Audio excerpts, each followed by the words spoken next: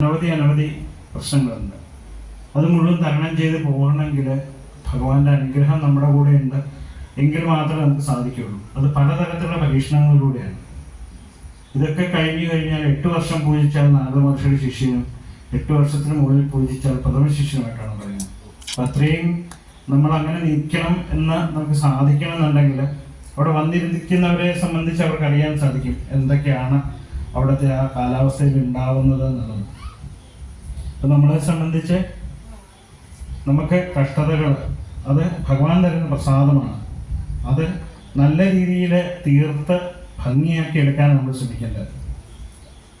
ഏതൊരു വസ്തുവിനെയാണോ നമ്മൾ ഇപ്പം സാധാരണ നമ്മൾ ധരിക്കുന്ന കല്ലുകളാണെങ്കിൽ പോലും വളരെ കഷ്ടപ്പെട്ടെടുത്തത് മിനുക്കി പോളിഷ് ചെയ്തെടുത്ത് കഴിഞ്ഞാൽ മാത്രമേ നമുക്കത് ഭംഗിയുള്ള ഒരു വസ്തുവായിട്ട് മാറുള്ളൂ.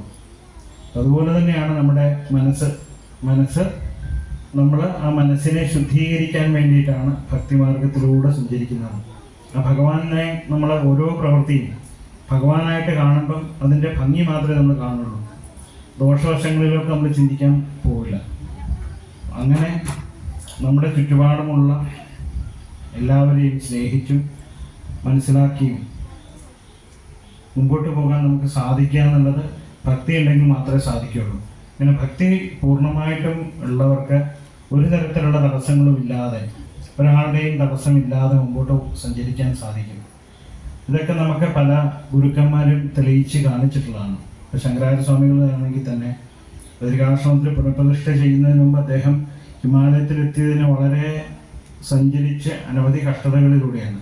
അത് കഷ്ടതകളല്ല നമ്മൾ ചെയ്യേണ്ട, അല്ലെങ്കിൽ അതിലൂടെ നമ്മൾ കടന്നു പോകേണ്ടതാണ് എന്ന ബോധമാണ് അദ്ദേഹത്തെ ഇത്രയും വലിയ ഉയർന്ന ഒരു സ്ഥാനത്തെത്തിച്ചത്.